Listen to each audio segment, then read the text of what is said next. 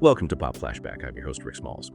Tina Boucher is on assignment, and today, we are going to be looking into Disney's first character, Oswald the Lucky Rabbit. Before Mickey charmed his way into, all of our hearts, there was Oswald, hopping around the silver screen a whole year earlier in 1927. So let's hop into our time machine and explore the story of Oswald the Lucky Rabbit, a character whose journey, it's filled with more twists and turns than a classic Disney cartoon. Oswald was the brainchild of Walt Disney and his brilliant animator, Iwerks. And you know what's fascinating about his creation? He was a deliberate choice to stand out from the crowd. At the time, the animation world was practically overrun with felines. Think Felix the Cat, Crazy Cat, and cats were the stars. So Walt, being the visionary he was, decided to zig when everyone else zagged. He wanted something unique, something that would just grab the audience's attention. And Oswald, with his oversized ears, mischievous grin, and that unmistakable Lucky Rabbit's foot charm, he fit the bill perfectly. His debut was in a short film called Trolley Troubles.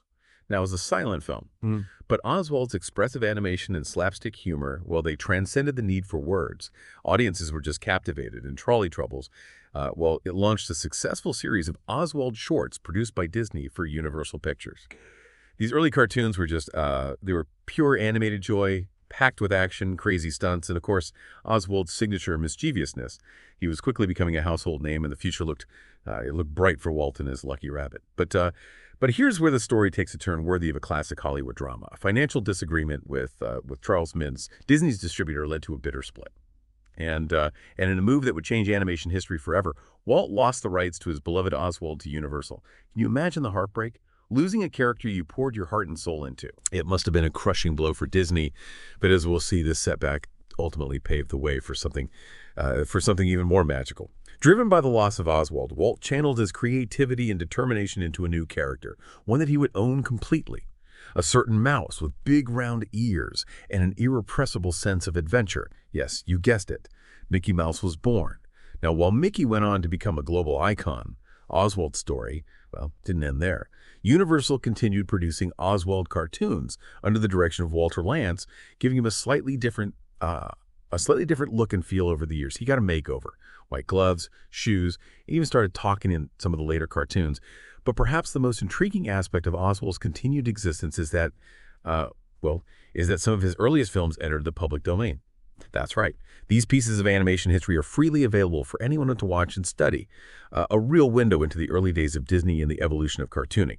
So think about it. We have these two parallel paths. Mickey Mouse becoming a global phenomenon, and Oswald, these snapshots frozen in time, offering a glimpse into a fascinating what-if scenario. What if Oswald had remained Disney's main character? Would Mickey have ever been born? Would Disneyland be filled with giant rabbit ears instead of mouse ears? It really makes you wonder, doesn't it? But even though their paths diverged, Oswald and Mickey's stories are ultimately intertwined, connected by the creative spirit of Walt Disney and the enduring power of animation. And as we'll discover in the second part of our journey, Oswald's story is far from over. He has a remarkable comeback waiting just around the corner.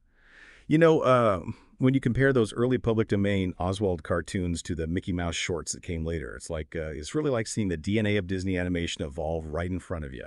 Oswald's world is what's rough around the edges. It's a bit more chaotic and, dare I say, maybe even a bit more subversive. His humor is often slapstick, bordering on the surreal, and, there's a certain wild energy to those early animations. But you can also see the seeds of what would become like the Disney hallmarks, the expressive character animation, the attention to detail in the backgrounds, and that knack for creating gags that are both funny and heartwarming. It's it's really like watching a master craftsman hone his skills before our very eyes. And speaking of craftsmanship, the visual evolution of Oswald himself is quite remarkable. I mean, in his earliest appearances, he was a bit more simplistic. Longer, thinner ears, a smaller head, and a body that was almost bean-shaped. But as time went on, he became more refined. His ears rounded out, his head got bigger, and his body became more streamlined. He even started sporting shoes and gloves.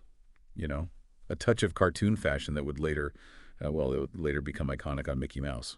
Then when Walter Lantz took over the Oswald cartoons at Universal, they gave Oswald another makeover. He became more mischievous looking, with bigger eyes and a wider grin, almost like his personality was amplified in his design. In 1935, Oswald got a complete overhaul, trading in his black fur for a white coat and a more, more realistic design. This is the version of Oswald that's, that's most familiar to like modern audiences. And it's a design that Disney has embraced since reacquiring the character in 2006. Now, that's a story in itself. It's a real Hollywood ending. For decades, Oswald remained under Universal's control, a forgotten chapter in Disney history.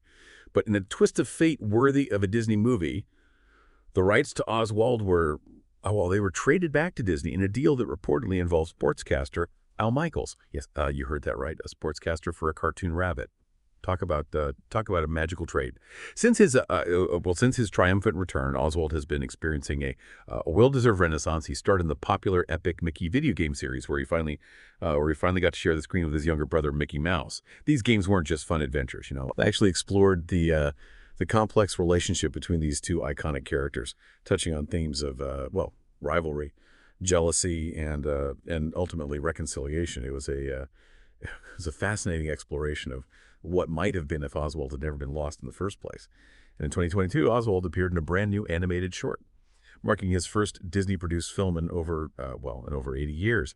This delightful short showcased Oswald's classic charm and reminded audiences why he was such a beloved character in the first place.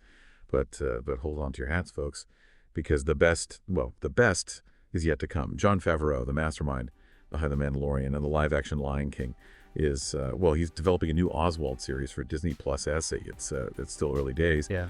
But the thought of Favreau's storytelling prowess, combined with Oswald's timeless appeal, that's enough to get any Disney fan excited. He's not just a character who was lost and found.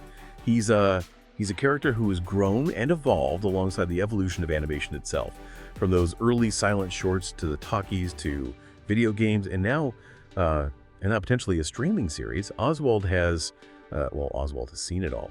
And through it all, he's retained that spark of mischief, that playful energy that made him a star in the first place. So as we wrap up our look at Oswald the Lucky Rabbit, I think it's important to remember that he's more than just a piece of Disney history. He's a symbol of resilience, creativity, and the enduring power of animation.